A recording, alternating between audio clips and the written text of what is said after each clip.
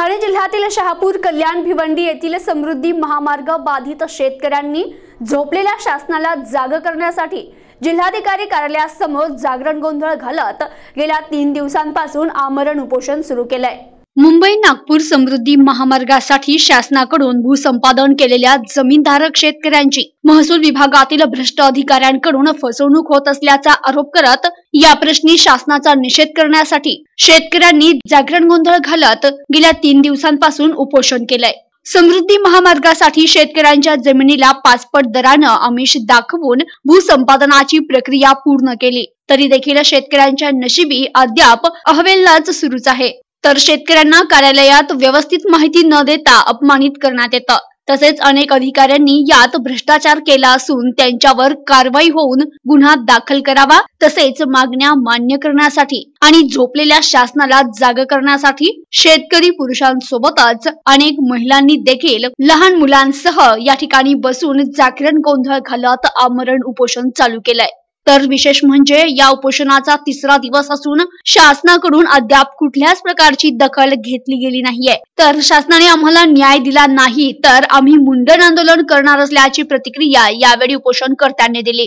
दरम्यान या उपोषणाला लोकप्रतिनिधींना निवेदन देऊनही या उपोषणाकडे पाठ फिरवल्यानं आमदारांसह लोकप्रतिनिधींवर आंदोलनकर्त्यांनी रोष व्यक्त केलाय। महामार्गामध्ये जो घोटाळा झालेला आहे त्या जवळ 5 अधिकारी नेमले असताना हा घोटाळा होतोच कसा काय यावर शासनाने आणि जिल्हाधिकाऱ्यांनी मोठ्या प्रमाणात लक्ष घालावे आणि या समृद्धी महामार्गामध्ये ज्या शेतकऱ्यांच्यावर अन्याय झालेला आहे त्यांचे बोगस खरेदीच झालेला आहे। काही शेतकऱ्यांना डावलून कुलांना मोबदला मिळाला नाही। जे आदिवासी लोक इथे बसलेले आहेत त्यांना सुद्धा या प्रकारे मोबदला मिळाला पाहिजे। त्या स्वतःच्या हक्कासाठी ते लढत आहेत, त्यांना मोबदला मिळावा यासाठी आम्ही सर्व शेतकरी बांधव संघर्ष समिती इथे उपस्थित आहे आणि या शेतकऱ्यांना न्याय मिळाल्याशिवाय आम्ही गप्प बसणार नाही। हे आम्ही यापूर्वी सुद्धा शहापूर तालुक्यामध्ये केलेलं आहे, काही इतर या ठिकाणी दुसऱ्या लोकांनी पण केलं। आता आम्ही संयुक्त उपोषण जे घेतलेलं आहे ठाण्याच्या कलेक्टर ऑफिससमोर। आमची एकच मागणी आहे का समृद्धी महामार्ग हा मार्ग होऊ द्या, पण त्या समृद्धी महामार्गासाठी ज्या लोकांच्या जमिनी घेतलेल्या आहेत, ज्या शेतकऱ्यांच्या जमिनी घेतल्या त्यांना योग्य मोबदला दिला नाही, तो मोबदला भलत्याच लोकांना दिला।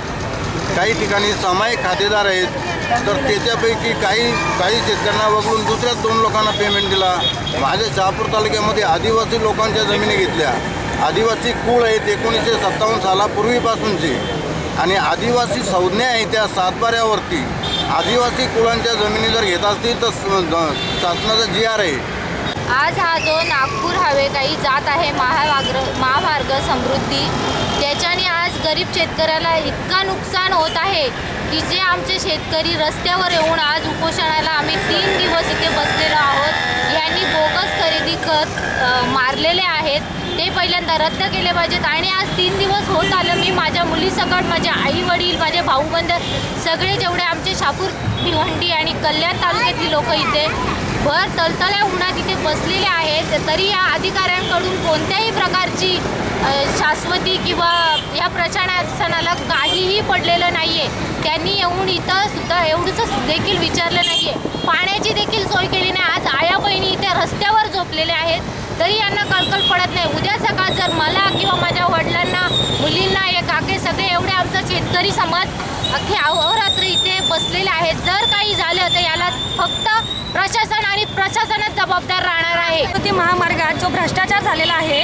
त्याचा निषेध करण्यासाठी आम्ही 3 दिवस इथे उपोषणाला सलग बसलेलो आहोत, तरी सुद्धा प्रशासनाने कोणत्याही प्रकारची आमची दखल घेतलेली नाहीये। स्त्रियांसाठी कोणत्याही प्रकारची व्यवस्था केलेली नाही आणि तरीही जर अजूनपर्यंत यापुढे कोणत्याही प्रकारची जर दखल घेतली नाही तर आमचे भाऊ मुंडन करणार आहेत आणि जर तरीही त्यांनी दखल घेतली नाही तर आम्ही स्त्रिया सुद्धा मुंडन करू व सरकारचा निषेध करू। प्रतिनिधी वसंतकुमार पानसरे, NTV न्यूज मराठी, ठाणे।